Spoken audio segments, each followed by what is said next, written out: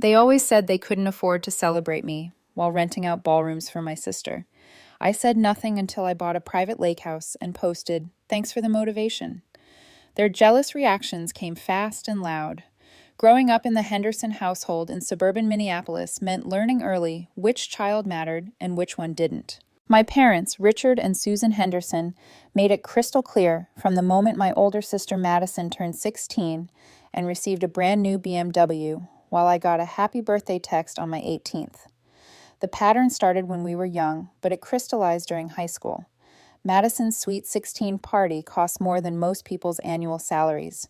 They rented the grand ballroom at the Marriott, hired a professional DJ, brought in a catering company from downtown, and even arranged for a chocolate fountain that looked like something from Willy Wonka. 200 guests showed up to celebrate Madison's transition into young adulthood, and the whole affair was documented by a professional photographer whose services alone cost $3,000.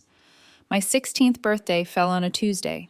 Mom made a box cake and stuck 16 candles in it. "We're keeping things simple this year, Camilla," Dad explained while scrolling through his phone during dinner. "Money's tight, and you understand these things better than your sister does." Madison beamed from across the table, still wearing the diamond bracelet they'd given her the month before, just because. She was a senior then, already talking about her upcoming graduation party and how she wanted it to be even bigger than her Sweet 16. The excuses became a soundtrack to my adolescence. "We can't afford driving lessons right now, Camilla." Meanwhile, Madison got a professional driving instructor and a learner's car to practice in. "College visits are expensive, sweetie." Madison toured 12 different campuses across the country, staying in hotels and eating at fancy restaurants along the way. When graduation approached, I assumed maybe this milestone would be different. Surely finishing high school with a 4.22 GPA and early acceptance to Northwestern University would warrant some recognition. I'd worked 2 part-time jobs throughout junior and senior year, saving every penny for college expenses they insisted they couldn't help with. Madison's graduation party the following year had been held at the country club. They'd invited everyone from church, all the neighbors, extended family from 3 states, and most of her graduating class. The event featured a live band, an ice sculpture shaped like a graduation cap, and a dessert bar that stretched along the entire back wall. Dad gave a 20-minute speech about Madison's accomplishments, which mainly consisted of making varsity cheerleading and maintaining a 3.1 GPA. My graduation party 2 years later was scheduled for our backyard. Mom suggested I could invite a few close friends and maybe some family. She picked up a sheet cake from the grocery store and hung streamers from the porch railing. When I asked about inviting my extended family like they had for Madison, Dad shook his head firmly. "Camilla, we've had some unexpected expenses lately. Your grandmother's birthday gift for Madison was quite expensive, and we're still paying off Madison's senior trip to Europe. We need to be realistic about what we can manage." 8 people showed up to my graduation party. My best friend Jessica brought a card with $20 inside, which made me cry in the bathroom because it was more than my own parents had spent on my gift. They'd given me a used laptop they'd found at a pawn shop, explaining that college students didn't need anything fancy. College became my escape route and my proving ground. Northwestern was expensive, but I'd received academic scholarships and took out loans for the rest. I worked in the campus library, tutored struggling students, and spent summers doing internships that barely covered my living expenses. Every phone call home featured updates about Madison's social life at the University of Minnesota, her sorority activities, and the new car they bought her when the BMW got a scratch in the parking lot. "We really wish we could help you more with college costs, Camilla," Mom would say during these calls. "But supporting Madison through college is expensive too, and we need to save for her future." Madison got engaged during her senior year of college to Blake Morrison, whose family owned a chain of successful restaurants throughout the Twin Cities. The engagement party was held at the same country club where they'd celebrated her graduation, and the guest list included 300 people. I found out about it through Facebook, seeing pictures of the elaborate floral arrangements and the professional videographer capturing every moment. I called home to ask why I hadn't been invited. "Oh, sweetie, we assumed you'd be too busy with finals to make the trip back to Minneapolis," Mom explained. "Plus, travel is so expensive for college students." The wedding took place 6 months later during my senior year at Northwestern. The ceremony was everything they'd promised it would be. 500 guests, a cathedral ceremony, a reception that lasted until midnight, and a honeymoon in Tuscany, Annie, that lasted 3 weeks. I received an invitation 3 weeks before the wedding. Clearly an afterthought. I couldn't afford the trip home and the required bridesmaid expenses on my student budget. But when I explained this, Mom suggested I figure something out because family should be there for important moments. I graduated from Northwestern with honors and a degree in finance, landing a job at a prestigious investment firm in Chicago specializing in real estate investment trusts. My graduation ceremony was on a Saturday, and I bought my parents plane tickets months in advance, explaining that I really wanted them there for this milestone. They called the night before to cancel. Madison's bridal shower is this weekend. Camilla, we completely forgot when we said we'd come. You understand how important this is for your sister? Standing in that auditorium, watching other families celebrate their graduates, I made a decision. I was done hoping for their approval, their attention, or their pride. I would build my own life, achieve my own success, and stop waiting for recognition that would never come. The investment firm proved to be an ideal launching pad for my career. We specialized in real estate investment trusts and property development financing, which meant I learned both the financial and practical sides of real estate. I worked 80-hour weeks, learned everything I could about markets and property valuation, and saved aggressively. Within 3 years, I'd been promoted twice and had built a substantial personal investment portfolio. My colleagues became my chosen family, celebrating promotions and milestones the way I'd always imagined families should. Madison's wedding was everything they'd promised it would be. 500 guests, a cathedral ceremony, a reception that lasted until midnight, and a honeymoon in Tuscany that lasted 3 weeks. The ceremony was beautiful and Madison looked stunning, but I spent most of the reception watching my parents being with pride and thinking about all the opportunities I'd missed while they focused entirely on her achievements. During the father-daughter dance, Dad's speech praised Madison's grace, beauty, and ability to find such a wonderful husband. He talked about how proud he was to have raised such a remarkable young woman and how blessed they felt to be gaining Blake as a son. He never mentioned having 2 daughters. After the wedding, family interactions became even more sporadic. Madison and Blake bought a house in Edina, just 15 minutes from our parents in suburban Minneapolis, and Sunday dinners became weekly celebrations of their lives.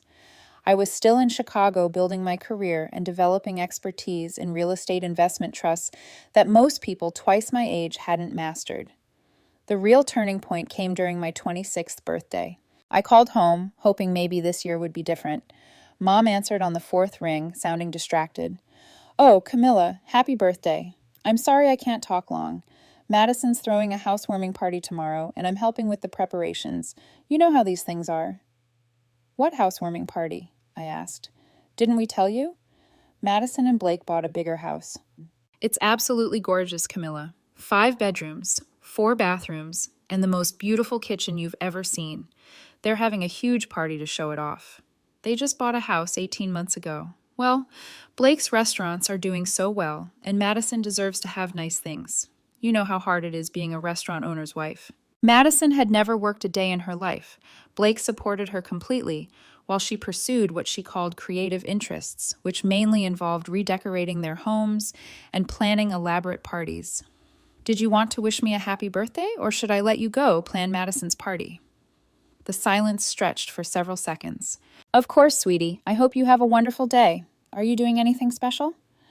I was, actually. My colleagues had planned a surprise celebration at one of Chicago's finest restaurants, and afterward, we were going to see a show I'd been wanting to catch for months. But sharing that would only result in Mom comparing it to whatever elaborate celebration they were planning for Madison's housewarming. "Nothing too special," I said. "Just dinner with friends." After hanging up, I sat in my Chicago apartment, looking out at the city skyline, and made another decision. I was done expecting anything from them. I would stop hoping for phone calls on important days, stop wondering if they'd acknowledge my achievements, stop caring whether they understood who I'd become. My career trajectory accelerated over the next few years, but the path wasn't always smooth. The financial industry demanded everything I had, and I gave it willingly because work became my refuge from family disappointments. I specialized in identifying undervalued properties and turning them into profitable real estate investment trusts, spending weekends driving through neighborhoods others had written off, looking for diamonds in the rough. The breakthrough came during my 5th year at the firm, when I identified a struggling shopping center in a rapidly gentrifying area of Chicago. While other analysts saw empty storefronts and declining foot traffic, I saw potential. The location was perfect, the bones of the buildings were solid, and the rent was artificially low due to previous mismanagement. I convinced 3 clients to pull their resources for a joint investment, and we purchased the entire complex for 40% below market value. 18 months later, after strategic renovations and carefully curated tenant selection, the property was generating triple the previous income. My clients saw returns that exceeded their most optimistic projections, and word spread quickly through Chicago's investment circles about the young woman who could spot opportunities others missed. That success opened doors I hadn't known existed. Suddenly, I was invited to exclusive industry events, private investment circles, and social gatherings where deals were made over expensive wine and carefully prepared appetizers. I learned to navigate these spaces with confidence, building relationships that would prove invaluable as my career progressed. But success in professional circles only highlighted the emptiness in my personal relationships. During this period, Madison's life continued its predictable pattern of celebrations and recognition. Her 3rd wedding anniversary was commemorated with a party that rivaled some people's actual weddings. Blake surprised her with a European cruise, and Mom called me specifically to describe every detail of Madison's Instagram posts from their trip. "Camilla, you should see the pictures from Rome. Madison looks absolutely radiant, and the hotel Blake chose overlooks the Vatican. They're having such a romantic time, and Blake is treating her like absolute royalty." I was in my Chicago office reviewing financial projections for a multi-million-dollar commercial development when this call came through. "That sounds wonderful, Mom. I'm glad they're enjoying themselves." "You know, Camilla, Madison was just saying how much she'd love to plan a trip for you sometime. Maybe you could take some time off work and join them on their next vacation. Blake's family has connections all over Europe, and I'm sure they'd be happy to include you." The offer stung in ways I couldn't immediately articulate. Madison would plan a trip for me like I was some charity case who couldn't afford my own vacation. The assumption that I'd be grateful to tag along on their romantic getaway revealed how little they understood about my life or my success. "Actually, Mom, I just booked a trip to Japan next month. I'm meeting with some international real estate investment groups about a Tokyo commercial development project." The silence on the other end lasted several seconds. "Oh, well, that sounds business-focused. Don't you ever take vacations just for fun?" "My work is fun, huh? I love what I do, and traveling for business allows me to see the world while building my career." "I suppose that's nice, dear. Madison was just saying she worries about you working so much. She thinks you might be missing out on the important things in life." Madison worried about me missing out on important things while I was closing deals worth more than most people earned in a decade. The irony would have been funny if it weren't so revealing about their perception of success and fulfillment. The Tokyo trip proved to be another turning point. I spent 2 weeks meeting with developers, touring properties, and learning about international real estate investment opportunities. The project I was consulting on involved converting historic buildings into luxury residential spaces while preserving their cultural significance. Working with architects and city planners who shared my passion for thoughtful development felt like finding my professional tribe. On the final night of the trip, I had dinner with Hiroshi Tanaka, the lead developer on the project. Over sake conversation about sustainable development practices, he asked about my long-term goals. "Camilla, you have excellent instincts for property development and strong relationships with investment clients. Have you considered starting your own real estate investment firm?" The question caught me completely off guard. I'd been so focused on building my reputation within the existing company structure that I'd never seriously considered independence. I've thought about it occasionally, but starting a firm requires substantial capital and an established client base.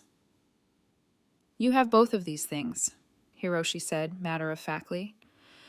"Your clients trust your judgment, and your success rate speaks for itself.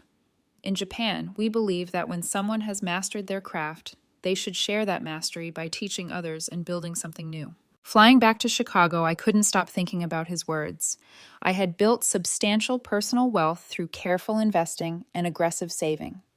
My client relationships were strong enough that many would likely follow me to an independent firm. And frankly, I was tired of generating enormous profits for partners who hadn't taken the risks or done the groundwork for the deals I was closing. Over the next 8 months, I quietly laid the groundwork for Henderson Real Estate Investments. The name choice was deliberate. I wanted to honor the family that had shaped me, even if their influence hadn't always been positive. I secured office space in one of Chicago's most prestigious buildings, hired 2 junior analysts who shared my vision for ethical real estate development, and began the process of transitioning my most loyal clients to the new firm. The launch party for Henderson Real Estate Investments was held on a Thursday evening in October. I'd invited clients, industry colleagues, and the handful of personal friends who'd supported my career journey.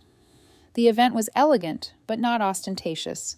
Professional catering, good wine, and a presentation about our firm's philosophy of sustainable real estate development and client partnership. 60 people attended, including some of Chicago's most influential investors and developers. The evening felt like a celebration of everything I'd worked toward, surrounded by people who understood and appreciated the significance of striking out independently in such a competitive industry. I posted a few pictures from the event on social media, mainly for professional networking purposes. The photos showed our beautiful office space, some moments from my presentation, and the genuinely happy faces of people who supported this venture. My phone rang Saturday morning. Madison's voice was bright with forced enthusiasm. "Camilla, I saw the pictures from your office party. It looks so fancy and professional. I had no idea you were starting your own company." "I've been planning it for months, Madison. It's been a pretty intensive process." "Why didn't you tell anyone?" "Mom and Dad had no idea you were doing something this big. They're a little hurt that you didn't share such important news." "When was the last time any of you asked about my career plans or professional goals? I don't typically share updates about things people haven't expressed interest in hearing about." "Camilla, that's not fair." "Of course, we're interested in your life." "Are you? When did any of you last ask about my work, my goals, or my achievements? When did you last celebrate a promotion or acknowledge a professional milestone?" Madison was quiet for a moment. I guess you're always so busy, and your work seems so complicated." "It's only complicated if you don't care enough to ask questions or show interest." "Blake's restaurant business isn't particularly simple, but I'm sure you understand what he does because you care about his success." "That's different, Camilla. Blake is my husband, and I'm your sister, Madison. But you've never shown the same curiosity about my career that you'd show for a stranger at a cocktail party." The conversation ended with Madison promising to be more supportive going forward, but her promises felt hollow after decades of disinterest. The real validation came through my clients' responses to the new firm. Within the first year, Henderson Real Estate Investments had grown to manage over $30 million in assets. We'd successfully completed 3 major development projects, and our client retention rate was nearly perfect.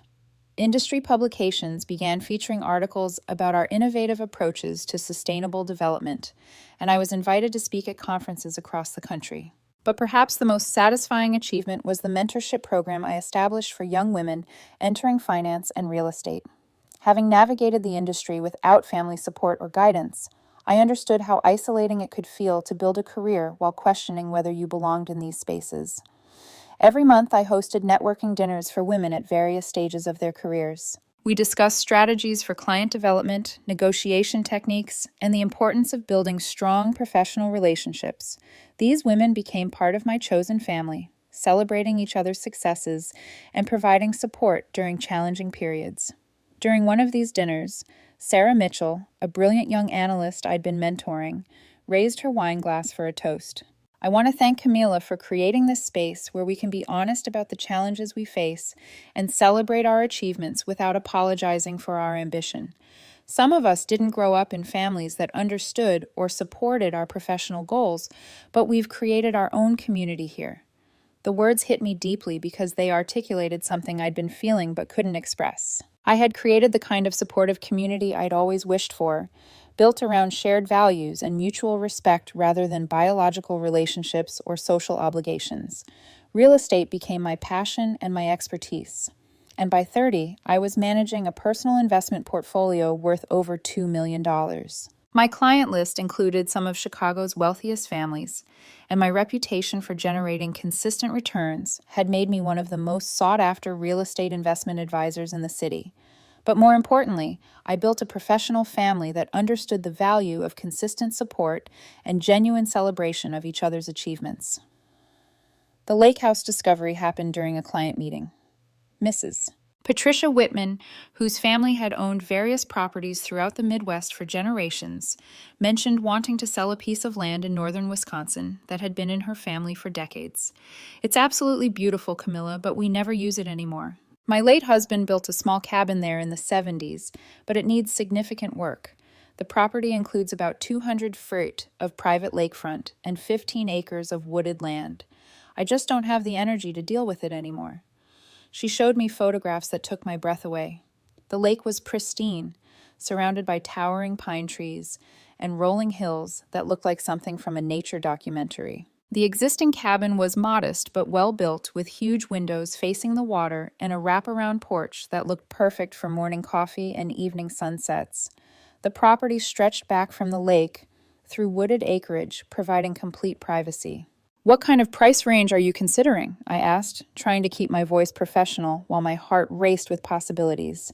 "Well, it's been appraised at $450,000, but honestly, I'd prefer to sell it to someone who would appreciate it rather than a developer who might ruin its character.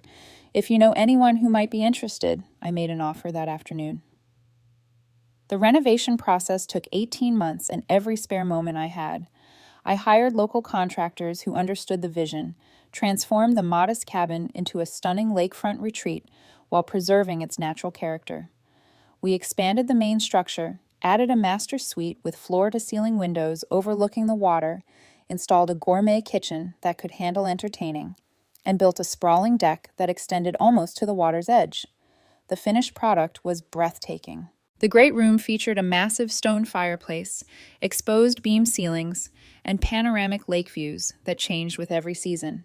The kitchen had professional-grade appliances and enough space to cook for 20 people. The master bedroom felt like a luxury hotel suite with a fireplace, sitting area, and a bathroom that included a soaking tub positioned to take advantage of the water views. The property also included a renovated boathouse, a private dock extending into the lake, and enough outdoor space to entertain large groups while still feeling intimate and secluded. I'd spent nearly 2 years and a substantial portion of my investment earnings creating something truly special. During the final stages of renovation, I decided it was time to share my achievement with the world. I'd barely spoken to my family in months, communicating mainly through occasional text messages and awkward phone calls. They knew I was doing well professionally, but they had no idea how well.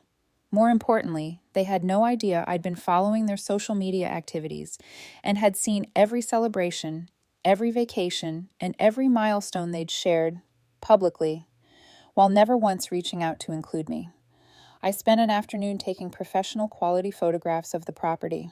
The morning shots captured mist rising off the lake and sunlight filtering through the trees. The afternoon pictures showed the house from various angles, highlighting the architectural details and the stunning natural setting. The evening photos were magical, with warm light glowing from every window and the deck lights reflecting off the calm water. My Instagram account had never been particularly active, mainly featuring occasional pictures from Chicago events and work gatherings, but for this moment, I wanted to create something that would get attention. I selected the most stunning photograph, an evening shot of the entire property with the lake stretching into the distance, and crafted a caption that said, "Everything I've been thinking for decades. Just closed on my private lake house in northern Wisconsin. 15 acres, 200 feet of private lakefront, and complete solitude when I need it. Thanks for the motivation to become completely self-sufficient. Sometimes the best revenge is success. Had lake life, self-made, worth the wait." I tagged the location as Private Residence Northern Wisconsin and posted it at 7 p.m. on a Friday evening, knowing that most people would be scrolling through social media during their weekend downtime. The response was immediate and overwhelming. Friends from college, colleagues from work, and acquaintances from various Chicago social events began liking and commenting within minutes. The notifications kept coming throughout the evening, and by Saturday morning, the post had received over 300 likes and dozens of comments praising the property and asking for more details. But the responses I was really waiting for came Sunday afternoon. Madison was first, of course. Her comment appeared around 2 p.m. OMG, Camilla, this is gorgeous. When did you buy this? Why didn't you tell anyone? Then, Mom, 30 minutes later, Camilla, honey, this looks lovely. I had no idea you were looking at vacation homes. We should talk soon. Dad's response was more typical of his personality. Nice place, Camilla. Must have cost a fortune. Hope you didn't overextend yourself financially. By Sunday evening, my phone was buzzing with text messages. Madison had apparently spent the day calling everyone in the family, and now they all wanted details. My Aunt Linda, who hadn't spoken to me in 2 years, sent a long message asking about property values in Wisconsin and whether I was planning to rent it out. My cousin Rebecca, who had never shown any interest in my life, suddenly wanted to know all about my real estate investments. But the most telling response came Monday morning. Mom called while I was having coffee on my new deck, watching the sunrise paint the lake in shades of gold and pink. Camilla, sweetheart, I've been thinking about your beautiful lake house all weekend. It's absolutely stunning, and I'm so proud of what you've accomplished. Thank you, I said, keeping my voice neutral. I was wondering. Your father and I have been looking for a place to take a vacation this summer. We've been so stressed with everything going on, and a lakefront retreat sounds perfect. Would you be open to us visiting sometime? The audacity was breathtaking. 32 years of being treated as an afterthought, and now that I had something they wanted, suddenly they were proud of me. Actually, Mom, I'm pretty booked up this summer. I've got clients coming up for weekends and work colleagues who've been wanting to visit. Maybe we could talk about it next year. Oh. The disappointment in her voice was palpable. Well, I suppose. We just thought since we're family, I interrupted gently. I'm sure you understand that I need to prioritize the people who've been consistently supportive of my goals and achievements. The silence stretched for nearly 30 seconds. Camilla, if this is about birthday parties or graduation celebrations, we did the best we could at the time. Money was always tight, and Madison had different needs. Madison had different needs, I repeated, like a BMW at 16 while I took the bus. Like a wedding that cost more than most people's houses while you couldn't afford plane tickets to my college graduation. Like housewarming parties for every new house while you forgot my birthday entirely last year. That's not fair, Camilla. We love you both equally. Love doesn't have to be equal, Mom, but basic respect and acknowledgement should be consistent. I spent decades believing I wasn't worth celebrating because you taught me that lesson repeatedly. We never meant for you to feel that way. Intent doesn't change impact. I learned to celebrate my own achievements because no one else would. I learned to rely on myself because that's all I could count on. And now I have this beautiful property and a successful career because I stopped waiting for recognition that was never coming. After hanging up, I sat on my deck for a long time, watching boats move across the lake in the distance. The conversation had been years in the making, and saying those words out loud felt like releasing pressure that had been building my entire adult life. The family reactions continued throughout the week. Madison called Tuesday night, her voice a mixture of excitement and something that sounded like envy. Camilla, I can't stop thinking about your lake house. It's literally like something from a magazine. Blake and I have been talking about getting a vacation property, but nothing we've looked at comes close to what you've got. It took me 2 years to find the right place and another 18 months to renovate it properly, I explained. Real estate investment is my specialty, so I knew exactly what I was looking for. 2 years?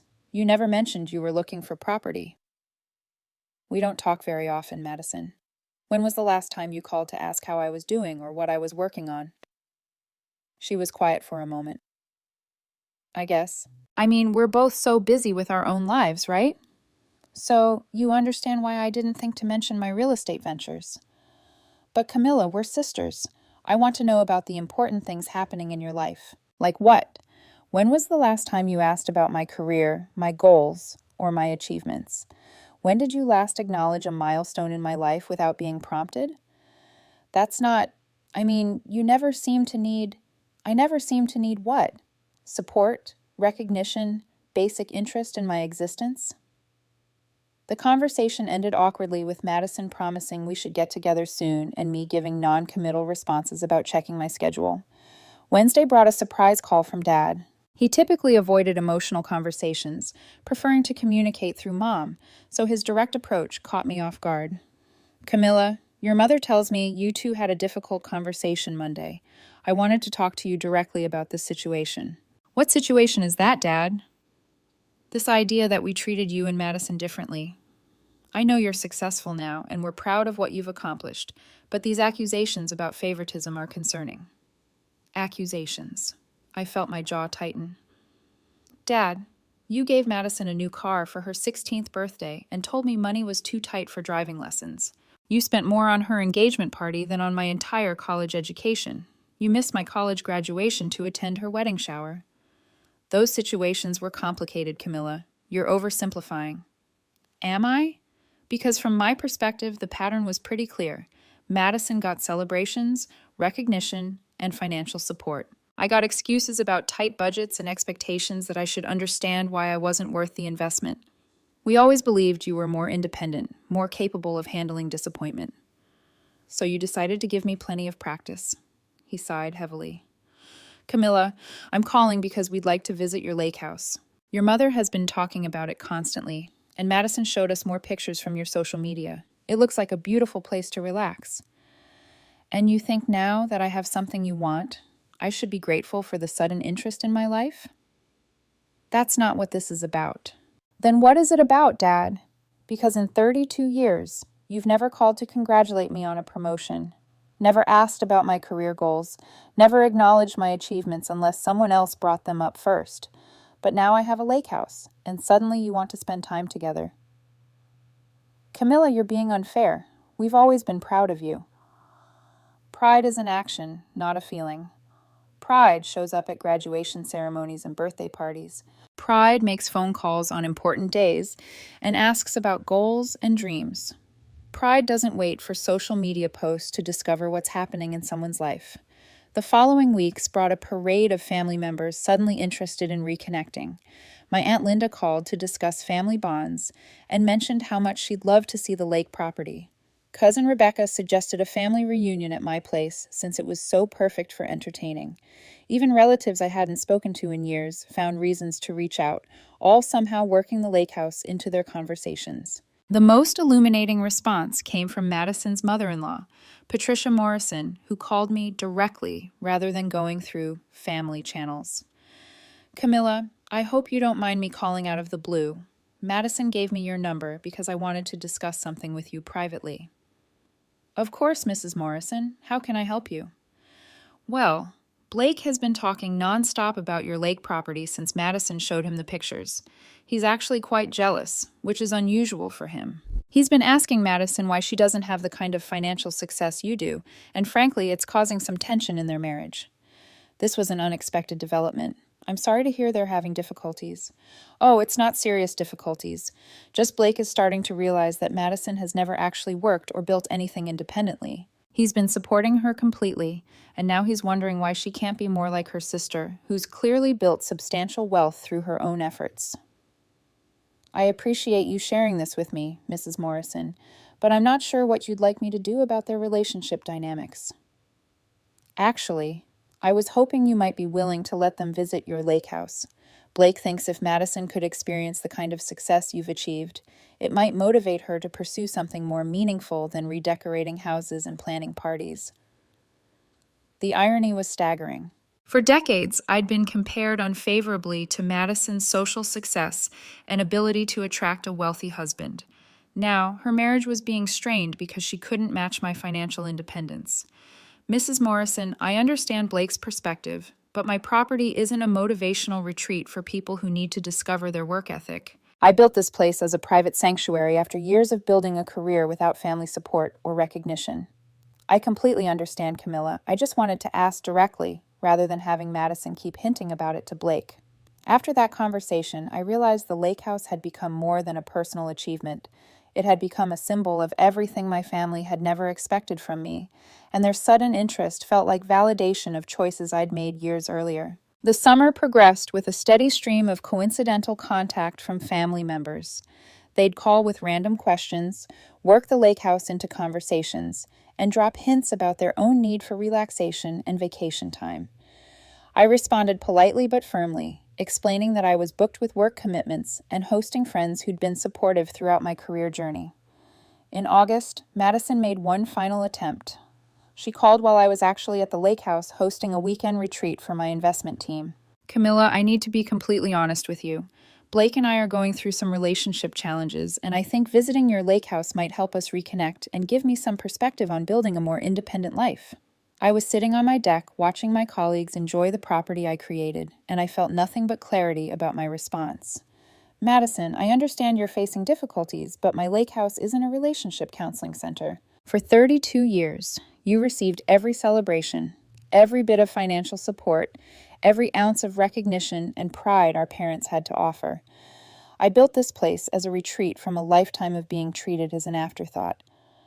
But Camilla, we're sisters. Shouldn't family help each other? Sisters help each other, Madison. Families celebrate each other's achievements and show up for important moments. I learned to create my own support system because the one I was born into wasn't available to me. That's not true. We love you. Love is a verb, Madison. Love shows up. Love celebrates achievements. Love doesn't wait for social media posts to discover what's happening in someone's life. So, you're never going to let any of us visit your lake house? You're going to shut out your entire family because of old resentments? I'm going to prioritize the people who prioritized me. The people who celebrated my promotions, who acknowledged my achievements, who showed interest in my goals and dreams. The people who made me feel valued before I had something they wanted. The conversation ended with Madison crying, which might have affected me more if I hadn't spent decades crying over being excluded from their celebrations. In September, I posted another picture from the lake house. This one showed my deck filled with colleagues and friends, all of us laughing and clearly enjoying ourselves. The caption read, "Grateful for chosen family who celebrate successes and share genuine joy. Some of life's best relationships are built on mutual respect and consistent support." The silence from my biological family was deafening. No comments, no likes, no phone calls. For the first time in my adult life, they seemed to understand that their sudden interest had been transparent and unwelcome. October brought the most satisfying validation of all. Mrs. Whitman, who sold me the lake property, called to tell me she'd heard about the renovation through local contractors. "Camilla, I drove by your place last weekend, and I have to tell you, it's absolutely stunning. You've created something magical while respecting the natural beauty of the location. My late husband would be thrilled to see what you've done with his favorite spot." Thank you, Mrs. Whitman. That means more to me than you know. I also wanted to tell you something interesting. Apparently, your renovation has increased property values throughout the area.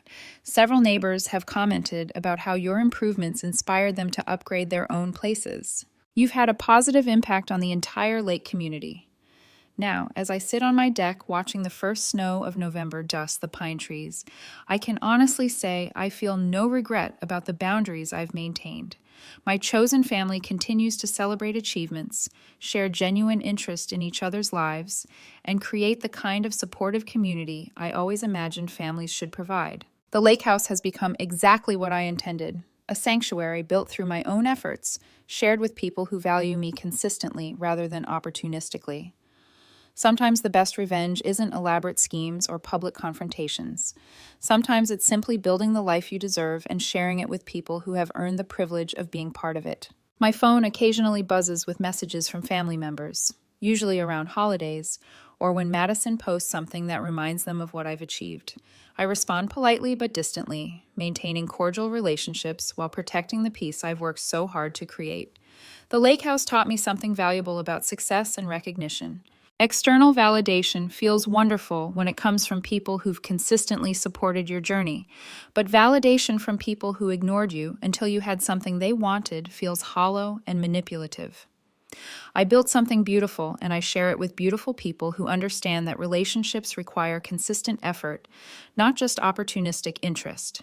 The lake reflects not just the sky and trees around it, but the clear boundaries and authentic connections that define my life. Now, every sunrise from this deck reminds me that sometimes the most powerful revenge is simply outgrowing the people who never saw your potential.